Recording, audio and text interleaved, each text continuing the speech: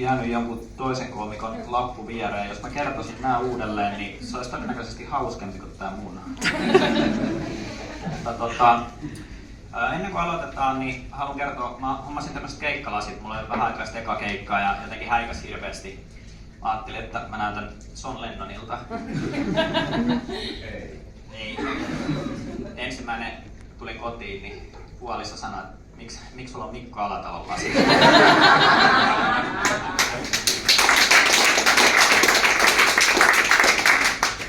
Ja tänään on ollut siis ihan sairaan hyviä juttuja koko illan. Niin kuin varmaan moni teistä on miettinyt, että 5 eurolla. Ihan niin kuin älyttömän halpaa, hyvää komiikkaa. Tähän voisi olla 10 tai 15 euroa. Mutta 5 minuutin päästä ei kukaan mieti sellaista. Mä oon itse asiassa onnekas, jos vaan 1 tai 2 vie olutlasit kotiin, koska on varmoja siitä, että ne kuuluu lipuhintaan. Janne oli terävä. Janne on nähnyt mun keikan. Mä en tiedä, pyysitkö mua niin vahingossa tänne, mutta teillä on pahvimukit siellä jollain. Te ootte Kiikissä. Ulkona sataa.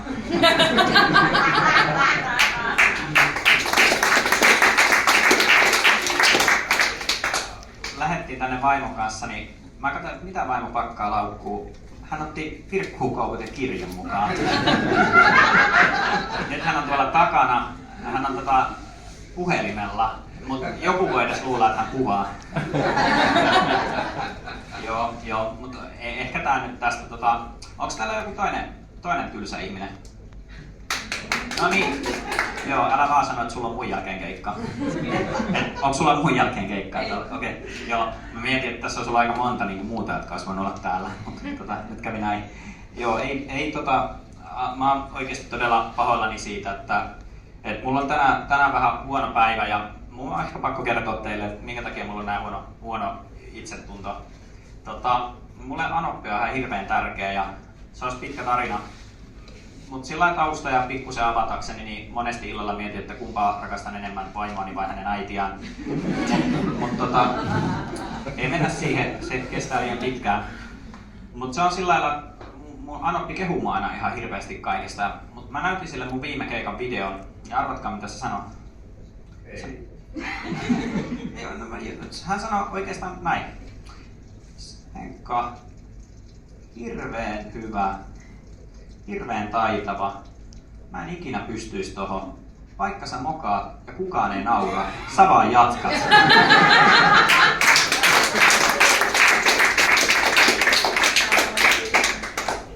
Mutta mä niinku monesti just tällainen tykkään mollata itteni ja tykkään ihmisistä, joilla on niinku sillä lailla, että ne pystyy. Meillä on itseironiaa.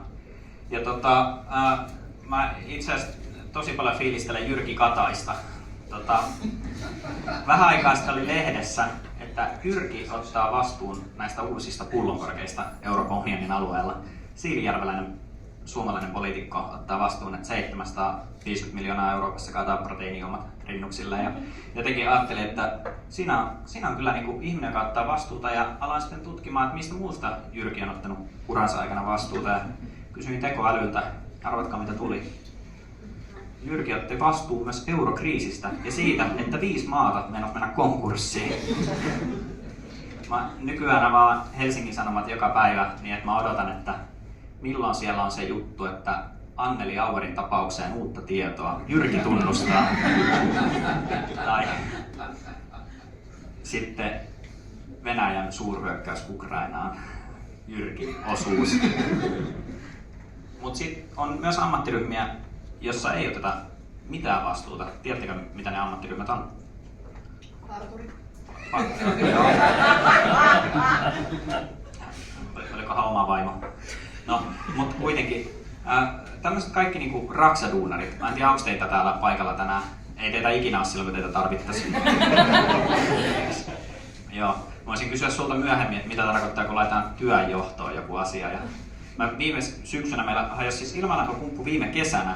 Mä laitoin reklamaatio, sillä oli semmoinen juttu, että kun ne tuli asentaa sen ilmalämpöpumpun, niin mä maksan niille viikon palkan päivän työstä sen takia, että kun jotain vikaa tulee, ne tulee paikalle. Mutta se oli semmoinen, että kun seteli silmistä vilahtaa, niin työmies paikalla livahtaa. Ei ole näkynyt. Ja monta kertaa otin yhteyttä ja sitten lopulta sain, ja sitten siellä vastasi sana romppainen.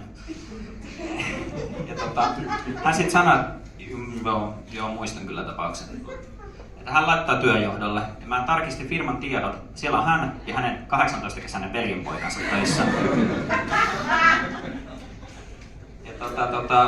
Ja sitten vaimolla alkoi pikkusen lämmetä. Vaimo sanoi, että mä en saa kertoa tätä juttua, mutta kerron kuitenkin. Hän sanoi, että laita sinne jotain pahaa, laita sinne jotain vakavaa. No mä sitten sanoin, että no okei, mä laitan sinne, no niin, että meillä oli silloin 3 koiraa, että 2 koiraa joutui viemään pois. Niillä on varmaan lämpöhalvausta ja jotain, ja 3. koira kotona oksentaa, että nyt pitäisi tulla paikalle nopeasti. Meni päivä ja meni toinen ja mitään ei kuulunut, ei pihaustakaan. Sitten vaimo kysyi, että mitä sä laitoit sinne? Mä kerroin tämän jutun ja sitten vaimo sanoi, että ei, laitat jotain oikeasti pahaa.